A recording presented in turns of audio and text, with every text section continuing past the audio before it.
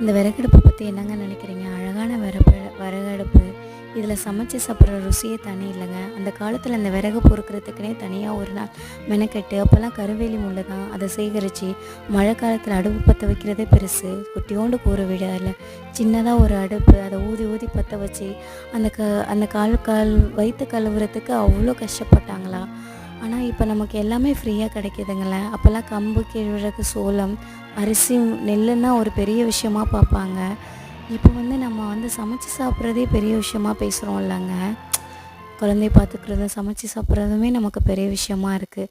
ஆனால் இன்னமும் சில பொண்ணுங்க கஷ்டப்பட்டு கொல ஹஸ்பண்ட் சரியில்லைன்னு கொ கொல்லையில் வேலை செஞ்சு கையில் ஒரு குழந்த, வயிற்றில் ஒரு குழந்த வச்சுக்கிட்டு அந்த குடும்பத்தை காப்பாற்றுற பொண்ணுங்களையும் நான் பார்த்துருக்கேங்க. இன்னமும் அந்த மாதிரிலாம் இருக்குது. இன்னமும் சில பொண்ணுங்க கஷ்டப்பட்டு வேலைக்கு போயிட்டு குடும்பத்தை காப்பாற்றுறாங்க. இதை பற்றி